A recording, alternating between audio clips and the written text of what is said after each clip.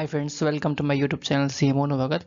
आज के इस सेशन में हम देखेंगे बैंक रिकॉन्सिलिएशन स्टेटमेंट के बारे में कि बैंक रिकॉन्सिलिएशन स्टेटमेंट होता क्या है और इसका प्रैक्टिकल एप्लीकेशन हम कैसे इसको बनाते हैं और इसका यूजफुलनेस क्या होता है। ठीक है, तो इस वीडियो अंत तक बने रहिएगा, सारा कॉन्सेप्ट क्लियर हो जाएगा आपका। Okay, so meaning of bank reconciliation statement. Bank reconciliation statement मतलब क्या होता है? ये एक अकाउंटिंग समरी है that comprises a companies bank account transactions. Bank account transactions में क्या क्या आता है? डिपॉजिट्स, विथड्रॉल्स, मतलब डिपॉजिट्स मतलब जिसमें पैसा जमा कराया हमने, विथड्रॉल्स मतलब पैसा निकाला हमने, ओवरड्राफ्ट मतलब हमारा बैंक बैलेंस नेगेटिव जा रहा है, इंटरेस्ट मतलब ब्याज। तो हम जो फाइनेंशियल डॉक्यूमेंटेशन होती है, जैसे कंपनी के केस में अकाउंटिंग रिकॉर्ड्स होती है, वैसे बैंक में पासबुक होती है, उसको हम फाइनेंशियल डॉक्यूमेंटेशन बोलते हैं। Okay, so why is it necessary to prepare bank reconciliation statement? Bank reconciliation statement बनाना क्यों जरूरी है? Why is it relevant? It is necessary to prepare bank reconciliation statement। हम इसलिए बनाते हैं क्योंकि हमें डिफरेंसेस आइडेंटिफाई करना है। डिफरेंसेस दो चीजों के बीच में आइडेंटिफाई करना है। पहली चीज है bank accounting records as per the companies. जो कंपनी की अकाउंटिंग रिकॉर्ड्स होती है उसको एक पार्ट 1 लेते हैं और पार्ट 2 क्या होता है? बैंक का पासबुक। सो बैंक का पासबुक में जो बैलेंस आ रहा है और कंपनीज के अकाउंटिंग रिकॉर्ड्स में जो बैलेंस आ रहा है, उस दोनों बैलेंस में क्या चीज के वजह से फर्क आ रहा है, उसका हम जो स्टेटमेंट बनाते हैं उस फर्क का, जो बैलेंसेस का फर्क का, हम उसी को बैंक रिकॉन्सिलिएशन स्टेटमेंट बोलते हैं। ठीक है, तो क्लियर हो गया, राइट? तो हम ये बीआरएस एक सिंपल एक स्टेटमेंट है जो बैलेंसेस डिफरेंसेस के वजह से बनता है, कंपनीज अकाउंटिंग रिकॉर्ड्स और बैंक पासबुक की वजह से। ओके, सो हम नेक्स्ट देखेंगे इसमें methods of preparation of bank reconciliation statement. मैं two methods of preparation of bank reconciliation statement होता है। दो मेथड्स होता है, राइट? एक होता है rules of addition and subtraction, दूसरा होता है debit and credit method. Rules of addition and subtraction, नाम से ही पता चल रहा है हमें, rules of addition and subtraction वो होता है जो जो जो जो जो आइटम्स हमें ऐड करना है हम उसको एडिशन में डालेंगे, जो जो आइटम सब्ट्रैक्ट करना होता है हम उसको सब्ट्रैक्शन में डालेंगे। ठीक है, तो यही होता है rules of addition and subtraction. Debit and credit method मतलब क्या होता है? जो जो आइटम्स हमें ऐड करना होता है हम उसको क्रेडिट में डालेंगे, जो जो आइटम्स हमें लेस करना होता है हम उसको डेबिट में डालेंगे। इसी को डेबिट एंड क्रेडिट मेथड बोलते हैं। ठीक है, इन दो मेथड के इन दो मेथड्स के ये दो मेथड है जिसकी वजह से हम बैंक रिकॉन्सिलिएशन स्टेटमेंट बनाते हैं। ठीक है, तो हम अब नेक्स्ट देखते हैं इसमें how to prepare bank reconciliation statement. हम बैंक रिकॉन्सिलिएशन स्टेटमेंट कैसे बनाएंगे प्रैक्टिकली? ठीक है, first you need to decide whether you want to proceed balance as per companies accounting records. आपको पहले डिसाइड करना पड़ेगा कि आप शुरुआती बैलेंस कैसे लोगे, या तो कैश बुक का बैलेंस शुरुआत से लोगे या पासबुक का बैलेंस शुरुआत से लोगे, वो आपको पहले डिसाइड करना पड़ेगा। नेक्स्ट क्या करना पड़ेगा? आपको पिक करना पड़ेगा नॉर्मल बैलेंस। या तो नॉर्मल बैलेंस पिक करो या ओवरड्राफ्ट बैलेंस पिक करो। नॉर्मल बैलेंस मतलब क्या होता है कि जो पॉजिटिव बैलेंस होता है, या तो कैश बुक का या तो पासबुक का। ओवरड्राफ्ट बैलेंस मतलब क्या होता है? जो नेगेटिव बैलेंस है, negative balance as per cash book, मतलब कंपनीज अकाउंटिंग रिकॉर्ड्स का वो नेगेटिव बैलेंस है। और पासबुक, कंपनी का जो पासबुक है बैंक में पैसा पड़ा है उसका भी वो नेगेटिव बैलेंस होगा ना, तो ओवरड्राफ्ट अमाउंट में चल जाता है। मतलब नेगेटिव अमाउंट मतलब ओवरड्राफ्ट, सिंपल लैंग्वेज में। ओके, उसके बाद आपको क्या करना पड़ेगा? आपको एड एंड सब्ट्रैक्ट करना पड़ेगा। जो आपने बैलेंस लिया एज पर कैश बुक या पासबुक वो टॉप पे होगा, उसके बाद में आपको ऐड करना पड़ेगा वो आइटम्स जिसके वजह से पॉजिटिव अमाउंट घटा है, और सब्ट्रैक्ट करना पड़ेगा वो आइटम जिसकी वजह से पॉजिटिव अमाउंट बढ़ा है। तो पॉजिटिव अमाउंट घटेगा तो हम ऐड करेंगे, पॉजिटिव अमाउंट बढ़ेगा तो हम सब्ट्रैक्ट करेंगे, और फाइनली हम क्लोजिंग बैलेंस पे पहुंच जाएंगे। और कैश बुक से स्टार्ट किया होगा तो हम पासबुक पे पहुंचेंगे, और पासबुक से स्टार्ट किया होगा तो हम कैश बुक पहुंचेंगे, इस तरह से। ओके,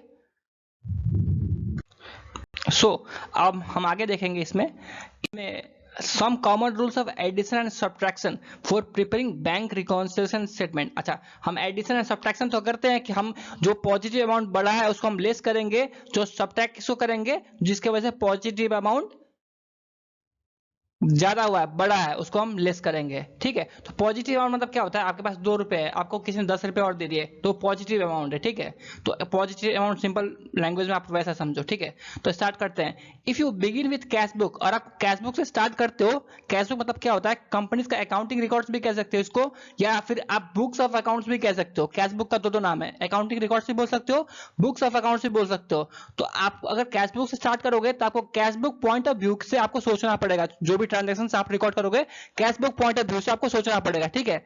इनके सब ओवरड्राफ्ट बैलेंस और ओवरड्राफ्ट बैलेंस है नेगेटिव बैलेंस है, तो आपको शुरुआत से ही नेगेटिव अमाउंट लिख के स्टार्ट करना पड़ेगा, ठीक है। If positive balance as per cash book is increase, मैंने बताया था अगर पॉजिटिव बैलेंस मतलब जैसे आपके पास 2 रुपए किसी ने आपको 10 रुपए दे दिए तो पॉजिटिव अमाउंट होता है। तो positive balance as per cash book is increase due to any entry, किसी भी जर्नल एंट्री किसी भी लाइन एंट्री के कारण और पॉजिटिव अमाउंट बड़ा है कैश बुक का, तो आपको घटाना पड़ेगा। पॉजिटिव अमाउंट इंक्रीज होगा तो लेस करना पड़ेगा, और वही positive amount as per cash book decrease होगा, वो पॉजिटिव अमाउंट लेस होगा ना, डिक्रीज हो रहा होगा तो आपको ऐड करना पड़ेगा। ये रूल है बीआरएस का, ठीक है, इस तरह से, ठीक है। अब हम पासबुक का देखेंगे, और अगर आप सोचो कि हम पासबुक से स्टार्ट करना चाहते हैं, पासबुक से एंट्री स्टार्ट करेंगे, तो आपको पासबुक पॉइंट ऑफ व्यू से सोचना पड़ेगा कि पासबुक से कैसे पॉजिटिव अमाउंट बढ़ेगा और कैसे पॉजिटिव अमाउंट कम होगा, ठीक है। तो हम पासबुक पॉइंट ऑफ व्यू से सोचेंगे, ठीक है। In case of overdraft balance you have to start by negative amount, rule same है। ओवरड्राफ्ट बैलेंस से आपको स्टार्ट करने का मन है तो आप स्टार्ट कर सकते हो, तो उस केस में आपको नेगेटिव अमाउंट से स्टार्ट करना पड़ेगा शुरुआत से ही, okay. So if positive balance as per passbook is increase, और पॉजिटिव बैलेंस जो पासबुक का है वो पॉजिटिव बैलेंस बढ़ रहा है, तो आप उसको सब्ट्रैक्ट करोगे, लेस करोगे, सेम ऊपर जैसा ही रूल है।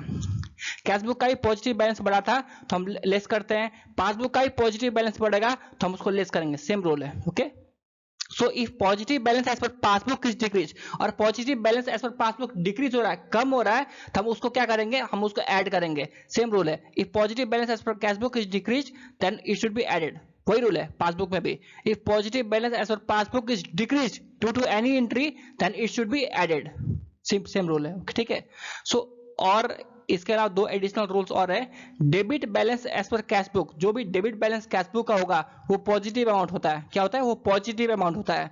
और जो पासबुक का जो क्रेडिट बैलेंस होता है ना, पासबुक का क्रेडिट बैलेंस वो पॉजिटिव बैलेंस होता है, ठीक है। डेबिट बैलेंस कैश बुक का पॉजिटिव अमाउंट, वहीं पर क्रेडिट बैलेंस पासबुक का पॉजिटिव अमाउंट, सिंपल है, ठीक है। क्रेडिट बैलेंस वही पर डेबिट बैलेंस अगर कैश बुक का पॉजिटिव अमाउंट है तो क्रेडिट बैलेंस कैश बुक का क्या होता है, नेगेटिव अमाउंट। मतलब डेबिट अगर पॉजिटिव है कैश बुक का तो क्रेडिट क्या होगा, नेगेटिव अमाउंट होगा, इस तरह से लॉजिकली समझेंगे। और क्रेडिट बैलेंस पासबुक का पॉजिटिव अमाउंट है तो डेबिट बैलेंस क्या होगा, नेगेटिव अमाउंट। पासबुक का क्रेडिट बैलेंस पॉजिटिव अमाउंट तो पासबुक का डेबिट बैलेंस नेगेटिव अमाउंट, इस तरह से सिंपल लॉजिक है, ठीक है। तो हम प्रैक्टिकली कुछ इलस्ट्रेशंस देखेंगे जिसकी वजह से कॉन्सेप्ट और क्लियर हो जाएगा। ये देखते हैं इसमें, prepare a bank reconciliation statement based on the following information provide about MS Satish stationers. Satish stationers का कुछ इंफॉर्मेशन दिया है, उसके मदद से हमें बैंक रिकॉन्सिलिएशन स्टेटमेंट बनाना है, ठीक है। तो जैसे हमने पढ़ा था, हमें कैश बुक या पासबुक दोनों में से किसी एक स्टार्टिंग बैलेंस में स्टार्ट करना है, ठीक है। तो हम देख सकते हैं एंट्री नंबर 7 में बैलेंस एज पर पासबुक दिया हुआ है, ठीक है। तो बैलेंस एज पर पासबुक दिया है तो हमको लास्ट में हम balance as per cash book लेके आएंगे। हमने पहले सीखा था अगर पासबुक से स्टार्ट करेंगे तो कैश बुक पे इंड लेके आएंगे, और अगर हम कैश बुक से स्टार्ट करेंगे शुरू में तो हमें इंड में पासबुक को लेके आना पड़ेगा, इस तरह से, ठीक है। तो बैलेंस एज पर पासबुक मतलब इसमें ओवरड्राफ्ट नहीं बोला है, ठीक है, ओवरड्राफ्ट नहीं बोला है इसलिए पॉजिटिव अमाउंट होगा, और इसमें ओवरड्राफ्ट बैलेंस बोलता ना तो नेगेटिव अमाउंट होता है। तो बैलेंस एज पर पासबुक इतना बोला है इसलिए पॉजिटिव अमाउंट हो गया, 1,45,000 पॉजिटिव अमाउंट हो गया, ठीक है। इसी तरह से और आप देखोगे अब 1 से लेकर 6 तक हम देखते हैं एंट्री कैसा कैसा है, ठीक है। Amount transfer from FD fix deposit account into the current account. अच्छा, फिक्स डिपॉजिट क्या होता है कि कोई भी अमाउंट हम जैसे 1 लाख या 2 लाख जैसे फिक्स डिपॉजिट करा के बैंक में रख देते हैं कि हमें 1 साल तक इसमें कुछ ब्याज मिल जाए, वो फिक्स करा देता है अमाउंट को, तो उसको फिक्स डिपॉजिट बोलते हैं, ठीक है। करंट अकाउंट मतलब जो होता है जो पासबुक का जो बैलेंस होता है उसको करंट अकाउंट बोलते हैं, ठीक है। जो पासबुक का जो बैलेंस होता है उसको करंट अकाउंट बोलते हैं, जो एफडी मतलब जो फिक्स कराते हैं अमाउंट, ठीक है। तो हमने एफडी को तोड़ के करंट अकाउंट में मतलब पासबुक में बैलेंस को ट्रांसफर किया है, ठीक है। हमने एफडी से पैसा टूटा और वो पैसा कहाँ आया, पासबुक में आया। तो पासबुक का पॉजिटिव अमाउंट बढ़ रहा है ना, तो हमने आगे पढ़ा था अगर पॉजिटिव अमाउंट बढ़ेगा तो हम उसको लेस करेंगे, देखो लेस किया है इस तरह से, ठीक है। Information about 25,600 overdraft interest that the bank had charged from the passbook was finally obtained on April 7, 2023। अच्छा, 25,600 ओवरड्राफ्ट इंटरेस्ट जो बैंक ने पहले चार्ज कर रखा था, ठीक है, हम पासबुक में से, तो कैशबुक को कब पता चला, 7 अप्रैल को पता चला, ठीक है। तो 7 अप्रैल को कैशबुक को पता चला। देखो ओवरड्राफ्ट इंटरेस्ट क्या है, खर्चा है, खर्चा है, ठीक है। खर्चा हमारा पासबुक में पहले से डेबिट हो गया था, ठीक है, पर कैशबुक में नहीं हुआ था। मतलब पासबुक का जो पॉजिटिव अमाउंट क्या है, घट रहा है। घटा कैसे? क्योंकि देखो ये खर्चा है, खर्चा हमने डेबिट कर लिया पासबुक में, पर कैशबुक में नहीं है। तो इसका मतलब पासबुक का जो पॉजिटिव अमाउंट है वो कम हुआ है। कम हुआ है, इसके वजह से इसको हम प्लस करेंगे। इस तरह से लॉजिकली सब पॉजिटिव अमाउंट का खेल है इसमें, ठीक है। अब थर्ड में क्या है, direct deposit by MS Rajnish traders 64,000 not entered in cash book. अच्छा, रजनीश ट्रेडर्स ने 64,000 हमारा पासबुक में डाल दिया, बैंक में अकाउंट में डाल दिया, पर हमने उसको कैश बुक में अभी तक इंटर नहीं किया है, ठीक है। और 64,000 पासबुक में डाल दिया रजनीश ट्रेडर्स ने, तो उसके वजह से क्या हो रहा है, पासबुक का बैलेंस बढ़ रहा है, पासबुक का पॉजिटिव अमाउंट बढ़ रहा है, ठीक है। और पॉजिटिव अमाउंट बढ़ेगा तो हम क्या करेंगे, लेस करेंगे। देखो पॉजिटिव अमाउंट बढ़ रहा है इसलिए हमने लेस किया, इस तरह से लॉजिकली चलेंगे, ठीक है। तो अब नेक्स्ट है bank charges debited by bank 2500 appears in passbook only. अच्छा, बैंक चार्जेस जो है, जो बैंक ने डेबिट किया, मतलब बैंक चार्जेस मतलब एक खर्चा है, एक्सपेंडिचर है, ठीक है, बैंक ने डेबिट किया, सिर्फ पासबुक में आ रहा है, कैशबुक में नहीं आ रहा है, तो एक खर्चा है। इस खर्चे की वजह से हमारा जो पॉजिटिव अमाउंट है पासबुक का, वो पॉजिटिव अमाउंट क्या हो रहा है, कम हो रहा है। पॉजिटिव अमाउंट क्या हो रहा है, बढ़ रहा है, कम बढ़ रहा है, कम हो रहा है। पॉजिटिव अमाउंट हमारा कम हो रहा है क्योंकि ये खर्चा है। खर्चा और हमारा बढ़ेगा ना तो पॉजिटिव अमाउंट कम होता है, ठीक है। और ये बैंक चार्ज खर्चा है 2500, तो ये हमारा पॉजिटिव अमाउंट कम हो रहा है, तो इसलिए हम उसको ऐड करेंगे इस तरह से, ठीक है। अब देखो next, 25,000 dividend that the bank received was incorrectly recorded in the cash book as 15,000। अच्छा, 25,000 डिविडेंड मतलब क्या होता है कि हमने किसी कंपनी के शेयर्स में पैसे लगा रखे हैं, तो हमें साल में या फिर 6 महीने में वहां से कुछ पैसा आता है, ठीक है, उसी को डिविडेंड बोलते हैं, शेयर्स में से, ठीक है, उसी को डिविडेंड बोलते हैं, ठीक है। तो डिविडेंड का पैसा आना आमदनी है, ये इनकम है, ठीक है, ये इनकम है। तो अच्छा, इनकम जो है बैंक में हमने 25,000 रिकॉर्ड किया, ठीक है, पर कैश बुक में 15,000 रिकॉर्ड किया। इनकम हमने बैंक में 25,000 रिकॉर्ड हुआ है, पर कैश बुक में कितना आ रहा है, 15,000। तो बैंक में जो पासबुक है उसमें इनकम ज्यादा रिकॉर्ड हुआ है ना, क्योंकि 25,000 15 से ज्यादा है ना, तो कितना से ज्यादा है, 10,000 से ज्यादा है। तो इनकम 10,000 से ज्यादा हो गया, मतलब पॉजिटिव अमाउंट बढ़ रहा है। इनका मतलब पॉजिटिव अमाउंट बढ़ रहा है, कितना से बढ़ रहा है, 10,000 से बढ़ रहा है, तो हम लेस करेंगे इसको माइनस, इस तरह से, ठीक है। सब पॉजिटिव अमाउंट का सब उसमें पॉजिटिव अमाउंट पे सब कुछ रोल करता है इसमें, ठीक है, बीआरएस में, ठीक है। अब नेक्स्ट देखते हैं, cheques deposited in bank for 88,000 but only 30,000 were cleared till 31 March 2023, ठीक है। इसमें क्या है कि हमने बैंक में चेक डिपॉजिट कराया है, कितना कराया है, 88,000 चेक हमने डिपॉजिट कराया बैंक में, ठीक है, पर बैंक में सिर्फ 30,000 ही दिखा रहा है, पासबुक में सिर्फ 30,000 ही दिखा रहा है, जबकि हमने कैश बुक में 88,000 हमने क्या दिखा दिया कि हमने जमा करा दिया, पर बैंक में सिर्फ 30,000 ही दिखा रहा है, 30,000 ही आया हमारे पास में। तो इसकी वजह से क्या हुआ कि हम पासबुक से स्टार्ट किया, इसलिए हमने पासबुक से ही सोचेंगे, तो 30,000 सिर्फ दिखा, तो देखो दिखना चाहिए 88,000, पर सिर्फ 30,000 दिख रहा है, राइट। जो पॉजिटिव अमाउंट जो बैंक का है वो कम हो रहा है ना, क्योंकि 88,000 दिखना चाहिए था, बट कितना रहा है, 30,000, तो पॉजिटिव अमाउंट कम हो रहा है। तो पॉजिटिव अमाउंट कम हो रहा है कितना से, 58,000 से, क्योंकि 30,000 पहले दिख रहा है, 88 माइनस 30 58,000 होता है, तो 58,000 को हम प्लस करेंगे। इस तरह से पॉजिटिव अमाउंट हमारा कम है, इसलिए हमने इसको ऐड किया, ठीक है। तो इसी तरह से देखो हमने सब वही किया, जो प्लस करना था हमने सब उसको प्लस ऐड वाले कैटेगरी में डाला, 1 2 3 और सम कर दिया इसको, ठीक है, ऊपर नीचे दोनों को सम कर दिया, 2,31,100 आ गया, ठीक है। अब जो नेगेटिव अमाउंट लेस करना था हमने लेस करके 1 2 3 दिखा दिया, लेस का माइनस का साइन लगा दिया, और सारा माइनस माइनस प्लस होता है, सबको जोड़ दिया, 1,24,000 आ गया। जो ऊपर का समेशन था उसमें से 1,24,000 को लेस कर दिया, जो फाइनल बैलेंस आया उसको हमने कहा balance as per cash book. देखो ये बैलेंस हमारा पॉजिटिव आया, ये बैलेंस हमारा पॉजिटिव आया, इसलिए हमने इसको balance as per cash book लिखा है। और वही ये बैलेंस हमारा अगर नेगेटिव आता, ये माइनस में आता, तो हम इसको क्या लेते हैं, overdraft balance as per cash book, इस तरह से, ठीक है, क्लियर है ना। फिर हम एक और न्यूमेरिकल देखते हैं इसी तरह से। देखो इसमें क्या है, prepare a bank reconciliation statement based on the following information provided about MS Raju Traders। Raju traders का जो इन्फॉर्मेशन है उसके हेल्प से हमें बैंक रिकॉन्सिलिएशन स्टेटमेंट तैयार करना है, ठीक है। तो इसमें क्या बोला है, देखो शुरू में overdraft balance as per passbook as on 31 March 2023 is ₹25,000। देखो ओवरड्राफ्ट बैलेंस है, हमने पहले सीखा था ओवरड्राफ्ट बैलेंस होगा मतलब क्या होता है, वो नेगेटिव अमाउंट है, तो हमने पहले माइनस से शुरू किया उसको, ठीक है, इस तरह से, ठीक है। अब बाकी देखते हैं 2 से लेकर 6 तक क्या बोल रहा है उसमें। देखो पासबुक का बैलेंस दिया है तो हम पासबुक का बैलेंस से ही स्टार्ट करेंगे, ठीक है। जो पासबुक का बैलेंस से स्टार्ट करेंगे तो हमें सोचना भी पड़ेगा पासबुक के पॉइंट ऑफ व्यू से, ठीक है। पासबुक का पॉजिटिव अमाउंट बढ़ेगा तो लेस करेंगे, पासबुक का पॉजिटिव अमाउंट लेस होगा तो हम ऐड करेंगे, सिंपल रूल है, okay. Bank charges for the above period debited in the passbook only ₹750। देखो बैंक चार्जेस एक खर्चा है, एक्सपेंडिचर जो बैंक चार्ज करते हैं पासबुक में, ठीक है।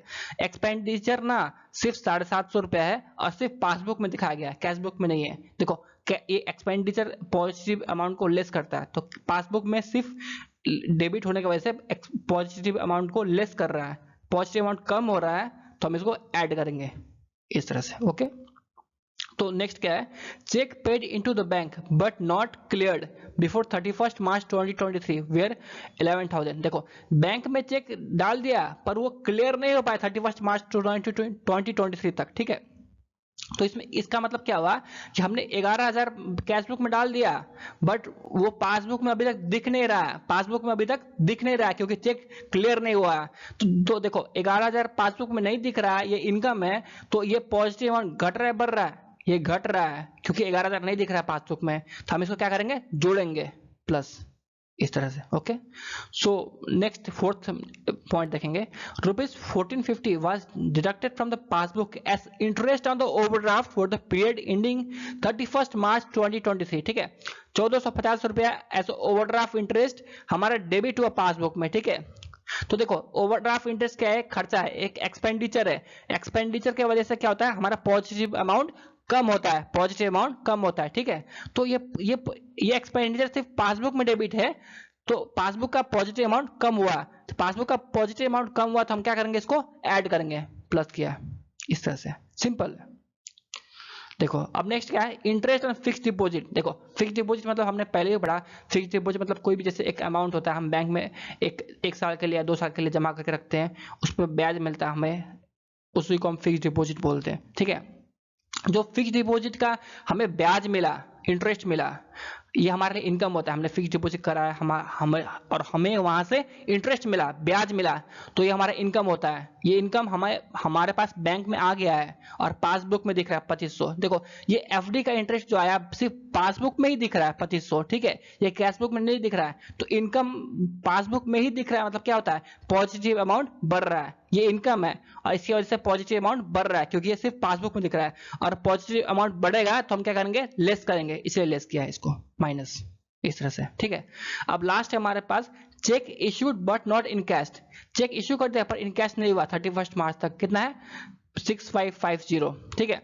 इसका मतलब क्या हुआ कि चेक इश्यू हो गया, बैंक ने चेक इश्यू कर दिया पर उसमें आपका कैश बुक में नहीं दिख रहा है, बैंक ने इश्यू कर दिया, चेक इश्यूड कर दिया पर उसमें आपका नहीं दिख रहा है, किस में नहीं दिख रहा है, कैश बुक में नहीं दिख रहा है, तो हम क्या करेंगे, इसको हम लेस करेंगे, क्यों करेंगे, क्योंकि पॉजिटिव अमाउंट बढ़ रहा है, पॉजिटिव अमाउंट बढ़ रहा है इसलिए लेस करेंगे। देखो चेक इश्यू कर दिया तो 6550, मतलब पासबुक में 6550 दिख गया, वो पासबुक में इश्यू करने की वजह से वो दिख गया, तो पॉजिटिव अमाउंट बढ़ रहा है, ठीक है। पर कैशबुक में नहीं दिखा, कैशबुक में दिखा बट पासबुक में दिख गया, पासबुक में दिखने की वजह से पॉजिटिव अमाउंट बढ़ गया पासबुक का, क्योंकि चेक इश्यू है, तो पॉजिटिव अमाउंट बढ़ गया तो हम इसको लेस करेंगे इस तरह से, इसलिए माइनस किया इस तरह से। अगर आप देखोगे तो जो minus plus plus plus minus minus, उसी तरह से हम स्टेटमेंट बनाएंगे, bank reconciliation statement as on 31 March 2023 particulars details amount करके। तो हमने पढ़ा था कि हम पासबुक या कैशबुक दोनों में से किसी एक से स्टार्ट करेंगे, ठीक है, स्टार्ट किया, ठीक है। जिसको ऐड करना था हमने उसको ऐड में डाला, ऐड कैटेगरी में 1 2 3 ऐड कैटेगरी में डाल दिया और समेशन कर दिया, ठीक है, समेशन कर दिया, ठीक है। अब हमें जिसको लेस करना था, हम लेस कैटेगरी में डालेंगे 1 2, लेस कैटेगरी में डाल दिया और इसका माइनस माइनस प्लस होता है, हमने इसका समेशन निकाल दिया 9050, ठीक है। तो जो ऐड कैटेगरी में जाएगा उसको ऐड कैटेगरी में डालना है, जो लेस वाले कैटेगरी में जाएगा उसको लेस वाले कैटेगरी में डालना है और समेशन कर देना है लास्ट में, और आपका बैलेंस पॉजिटिव आएगा तो पॉजिटिव बैलेंस होगा। इस केस में नेगेटिव बैलेंस आ रहा है, 20,850 नेगेटिव बैलेंस है, इसीलिए ओवरड्राफ्ट हम लिख रखा है इसमें। और ये पॉजिटिव अमाउंट होता ना तो हम इसको positive balance as per cash book ही लिखते हैं। सिंस ये नेगेटिव अमाउंट आया हमारा आंसर, इसलिए हम इसको लिखेंगे overdraft balance as per cash book, इस तरह से। ठीक है, आई होप ये कंसेप्ट पूरा क्लियर हो गया होगा। थैंक्स फॉर वॉचिंग एंड कोई भी क्वेश्चन हो आप कमेंट्स में पिंग कर सकते हैं, पूछ सकते हैं। And subscribe for such accounts and finance related videos. भगवान आप सभी को लंबी जवानी एंड हसीन बुढ़ापा दे। इस डॉक्यूमेंट्स का लिंक मैं वीडियो के साथ अटैच कर दूंगा, आप वहां से डाउनलोड करके देख सकते हैं। Okay bye, thanks.